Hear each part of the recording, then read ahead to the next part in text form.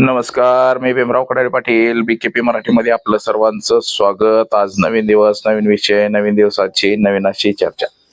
आज चर्चा घेऊन आलोय म्हणजे बघा, महाराष्ट्रातल्या 9 विधान परिषद सदस्यांचा कार्यकाळ संपलेला आहे. आता त्यामध्ये उद्धव ठाकरे आहेत, यांच्या सहित सर्वच पक्षांचे म्हणजे राष्ट्रवादी काँग्रेस, अजित पवार गट, शरद पवारांच्या काही शरद पवारांच्या गटाचे नव्हते, परंतु अजित पवार गट, भारतीय जनता पक्ष, शिवसेना, एकनाथ शिंदे गट, दुसरी शिवसेना, असं सगळ्यांचे मिळून 9 आमदारांची विधान परिषदेवरचे जे 9 आमदार होते यांचे मुदत संपलेली आहे, कार्यकाळ संपलेला आहे आणि त्याचा कार्यक्रम सुद्धा झाला कार्यकाळ संपल्याचा. तर आता नवीन पुन्हा आता ते 9 जागा भराव्या लागणार आहे त्या.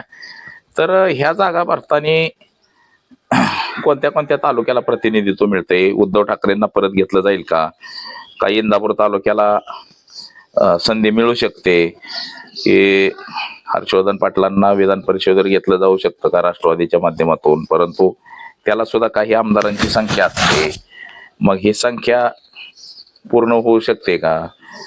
तर याच विषयाची आज चर्चा घेऊन आलोय. तर चला, सर्वप्रथम आपण जर चॅनल सबस्क्राईब केला नसेल तर सर्वप्रथम आपण चॅनल सबस्क्राईब करावा, ही सर्वांना विनंती. आणि चला चर्चेला सुरुवात करूया. महाराष्ट्रातल्या 9 आमदारांचा कार्यकाळ संपलेला आहे, त्यांची मुदत संपलेली आहे विधान परिषदेवरची. आता त्यामध्ये काय विधानसभेला सुद्धा निवडून आलेले होते, जसं भारतीय जनता पक्षाचं गोपीचंद पडळकर हे विधान परिषदेवरती निवडून आलेले होते. तर आता सध्याच परिस्थिती पाहता भारतीय जनता पक्षाकडे 132 आमदार आहेत, शिवसेना एकनाथ शिंदे 57 आहे, अजित पवार 41 आहे, आणि हे सगळे मिळून 50च्या आत आहेत. म्हणजे उद्धव ठाकरेंचे 20 आहे, काँग्रेसचे 14 आहे आणि शरद पवारांची राष्ट्रवादी 10 आहे. मग आता ह्यांचे किती संख्याबळ होईल, किती विधान परिषदेवर ते आमदार निवडून जातील, हे सुद्धा अतिशय महत्वाचं आहे.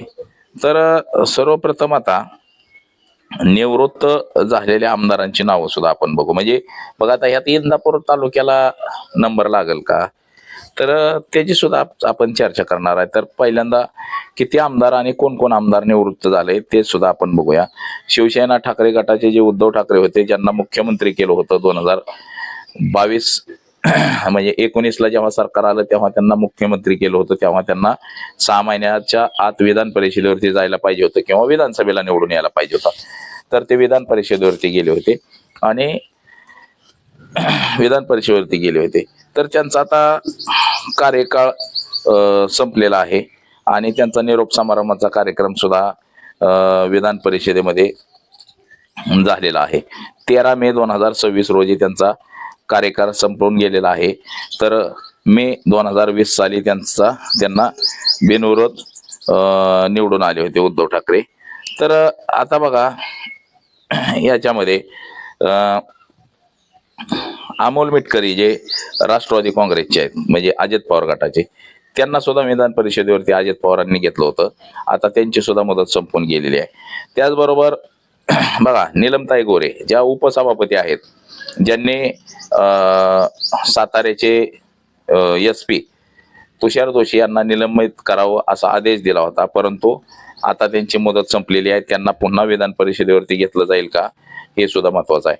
तर साताऱ्यामधले दुसरे कोरेगावचे जे आमदार होते, आता माजी आमदार आहेत शशिकांत शिंदे, हे विधान परिषदेवरती घेतले गेले होते, त्यांची सुद्धा आता मुदत संपून गेलेली आहे. तर अमोल मिटकरींना अजित पवारांनी घेतलं होतं, मागाशी मी सांगितल्याप्रमाणे, त्यांची सुद्धा मुदत संपलेली आहे. तर गोपीचंद पडळकर यांनी बारामती विधानसभेची निवडणूक लढवली, तिचा पराभव झाला आणि त्यानंतर त्यांना भारतीय जनता पक्षानं विधान परिषदेवरती घेतलं, पुन्हा विधानसभेला निवडून आणलंय, त्यामुळे ती जागा रिक्तच झाली होती. त्यांनाही पुन्हा आता विधानसभेला निवडून गेल्यामुळे ती जागा रिक्त. तर रणजित सिंग मोहिते पाटील जे अकलूजचे, त्यांनी लोकसभेच्या वेळेस भारतीय जनता पक्षाला विरोध केला होता, भारतीय जनता पक्षाच्या विरोधात मतदान घडवून आणलं होतं लोकसभेला, त्यांची ही मुदत संपली. आता त्यांना पुन्हा घेणार आहेत का, हे सुद्धा महत्वाचं आहे. तसंच राजेश राठोड यांची सुद्धा मुदत संपलेली आहे. प्रवीण दटके यांची मुदत संपलेली आहे आणि रमेश कराड यांचा समावेश असे 9 आमदारांचा कार्यकाळ संपलेला आहे.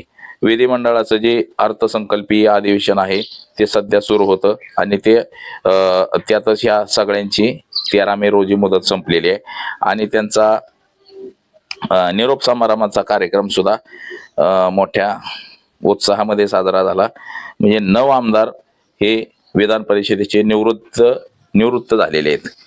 आता 9 आमदार निवृत्त झाले म्हटल्यावरती नवीन 9 आमदार घ्यावे लागतील. म्हणजे 76 आमदार विधान परिषदेसाठी आहेत आणि ते आमदार घ्यायचं म्हणजे ते कसे घेतले जातात, तिथं डॉक्टर, वकील, इंजिनियर, कलाकार अशा प्रत्येक क्षेत्रातला माणूस तिथं घेतला जातो. जसं राज्यसभेवरती खासदार म्हणून घ्यायचं असतं तसंच विधान परिषदेला स्वीकृत आमदार म्हणायचे त्याला, विधान परिषदेचे आमदार.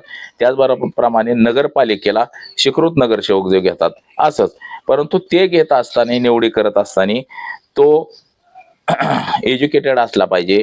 प्रत्येक क्षेत्रातला म्हणजे विविध क्षेत्रातली मान्यवर घ्यायचे असतात. कोण कलाकार क्षेत्रातला घ्यायचा, कोण पत्रकारी क्षेत्रातला घ्यायचा, कोण डॉक्टर क्षेत्रातला घ्यायचा, कोण इंजिनियर क्षेत्रातला घ्यायचा, असं प्रत्येक क्षेत्रातला माणूस घ्यायचा असतो. परंतु आता हे राजकारण राजकीय सोयीसाठी, ते आपापल्या सोयीसाठी आपल्याला जसं वाटतंय तशी माणसं घेतली जातात. फक्त हे राजकीय सोय आहे आणि जे भारतीय घटनेला प्रेरित आहे असं अजिबात घेतलं जात नाही. आता 2019ला बघा, उद्धव ठाकरेंनी विधान परिषदेच्या आमदारांची यादी दिली होती. त्यावेळेस भगतसिंग कोश्यारी हे राज्यपाल होते महाराष्ट्र राज्याचे. तर त्यांनी ते आमदारांची यादी तशीच ठेवली. ते आमदार हे केले नाही त्यांनी, म्हणजे त्याला मंजुरीच दिली नाही. का दिली नाही तर त्या नियम आणि अटीमध्ये हे सगळे बसत नव्हते. त्यांनी पुन्हा यादी म्हणजे परत यादी पाठवली की बाबा ह्यातली नावं दुरुस्त करून पाठवा. परत यादी पाठवली तरी सुद्धा त्यांनी हे आमदार विधान परिषदेत घेण्यास मंजुरी दिली नाही. शेवटी सरकार पाडलं गेलं आणि सरकार पाडल्यानंतर भारतीय जनता पक्षाने आपली आपली लोक घेतली. म्हणजे हे राजकारण आहे. राज्यपालांच्या माध्यमातून ज्या ज्या राज्यांमध्ये विरोधी सरकार असेल त्या राज्यामध्ये राज्यपालांच्या माध्यमातून समांतर सरकार चालवण्याचा प्रयत्न हा नेहमीच होत असतो आणि तसा भारतीय जनता पक्षाकडून सुद्धा केला जातोय. आता या 9 आमदारांची मुदत संपून गेलेली आहे, कार्यकाळ संपलेला आहे. तर या 9 आमदारांमध्ये इंदापूर तालुक्याला चान्स लागतोय का, हे सुद्धा आता महत्वाचं झालेलं आहे. अमोल मिटकरी हे राष्ट्रवादी काँग्रेस अजित पवार यांच्या गटाचे, म्हणजे आता सुनित्रा पवार यांच्या गटाचे आहेत आणि सुनित्रा पवार हे त्यांना घेतील का. आता सुनित्रा पवार यांच्या पक्षाचं 41 सदस्य आहेत. म्हणजे एक विधान परिषदेवरती आमदार घेण्यासाठी 26 ते 27चं संख्याबळ असतं. 26 आमदार किंवा 27 आमदारांचं मतदानावरती एक विधान परिषद सदस्य निवडला जातो. तर त्यांच्याकडे 41 आमदार आहेत आणि त्यातले 26 गेले तर बघा, 26 गेले तर जवळपास 17-18 आमदार राहतील. आणि दुसरा आमदार घ्यायचा म्हणलं तर राष्ट्रवादी काँग्रेस शरद पवार गटाचे 10 आमदार आहेत. या 10 आमदारांनी जर मदत केली तर त्यांचे 18 आणि हे 10 28, म्हणजे शिल्लक त्यांचे आमदार 1-2 मतं शिल्लक राहते ती. म्हणजे जर दुसऱ्या ह्याच्यासाठी जर हर्षवर्धन पाटील यांना घेतलं तर मात्र हर्षवर्धन पाटील यांची विधान परिषदेवरती वर्णी लागू शकते. परंतु आता शेवटी राजकारण आहे. राष्ट्रवादी काँग्रेसचे अजित पवार गट हा शरद पवार गटाला पाठिंबा देणार आहे का, हे सुद्धा महत्वाचं आहे. तर आता महाविकास आघाडीचं जर आपण संख्याबळ बघितलं तर महाविकास आघाडीचे 2 विधान परिषद सदस्य निवडून जाणं कठीण आहे. परंतु जर दोन्ही राष्ट्रवादींनी एकत्र 2 उमेदवार दिले तर त्यांचे दोन्ही उमेदवार विधान परिषदेवरती जाऊ शकतात. आणि काँग्रेस आणि शिवसेना ह्यांचं जर बलाबल काढलं तर एक माणूस ह्या दोघांमधून निवडून जाऊ शकतो. म्हणजे ते उद्धव ठाकरेंचे 20 आहेत, त्यांना 6 कमी आहेत. म्हणजे जर काँग्रेसचे 14 आहेत, काँग्रेसनं पाठिंबा दिला तर त्यांची सुद्धा मतं पुन्हा शिल्लक राहत आहेत. म्हणजे काँग्रेसचा 1 आणि हे दोन्ही राष्ट्रवादीची 2 अशी मिळून 3 उमेदवार विधान परिषदेवरती जाऊ शकतात. 9 पैकी 3 उमेदवार हे यांचे गेले तर त्याच्यामध्ये हर्षवर्धन पाटील यांची सुद्धा वर्णी लागेल का, आता हे सुद्धा महत्वाचं. आता हा सगळा निर्णय घेणारे सर्वस्वी म्हणजे शरद पवार आणि सुनित्रा वहिनी. आता हे दोघ जण निर्णय घेतील का. आता हर्षवर्धन पाटील यांना शरद पवारांनी नेमका काय शब्द दिलेला आहे विधानसभेच्या कार्यकाळामध्ये, ज्यावेळेस हर्षवर्धन पाटील भाजपला सोडून राष्ट्रवादीच्या सोबत आले त्यावेळेस त्यांना नेमका काय शब्द गेला, विधान परिषदेचा शब्द दिला गेलेला आहे का, का पुन्हा विधानसभा निवडणूकच लढवायची दत्ता भरणे यांच्या विरोधात. परंतु जोपर्यंत सत्तेची ताकद मिळत नाही तोपर्यंत मात्र जे आपला मतदारसंघ आहे तो सांभाळणं कठीण होऊन बसतं. म्हणजे लोकांची कामं झाली, लोकांना फायदा झाला तरच लोक सोबत येतात. लोकांना जर फायदा नाही झाला, लोकांची कामं जर नाही झाली तर मात्र लोक सोबत येत नाहीत. हे आपण अनेक वेळा बघितलेलं आहे. आता दत्ता मामा भरणे यांनी अनेक कामे मंजूर करून आणलेले आहेत, विविध विकास कामे, आणि ते त्याचे ठेकेदार सुद्धा तालुक्यातलेच बरेच तयार केलेले आहेत. म्हणून दत्ता भरणे यांच्या पाठीशी फार संख्या वाढलेली आहे. भरपूर लोक दत्ता भरणे यांच्या पाठीशी जात आहेत. तर आता असंच हर्षवर्धन पाटील यांना जर ताकद दिली गेली तर हर्षवर्धन पाटील यांच्या पाठीशी सुद्धा म्हणजे तालुक्यातले सध्या तरी बऱ्यापैकी मतदान आहे. परंतु सत्तेची ताकद असणं, विधान परिषदेला असलं किंवा विधानसभेला असणं, हा फार मोठा याचा फरक पडतो. आणि असंच बघा, आता हे पद दिलं जाऊ शकतंय का हे सुद्धा बघणं महत्वाचं आहे. म्हणजे 9 विधान परिषदेच्या जागा रिकाम्या झालेल्या आहेत. त्या 9 पैकी मध्ये हर्षवर्धन पाटील यांची वर्णी लागल का हे सुद्धा आता महत्वाचं आहे. तर आज एवढंच. माझा सहकारी कॅमेरामन अनिकेत समे, भीमराव पाटील, BKP मराठी, इंदापूर, पुणे.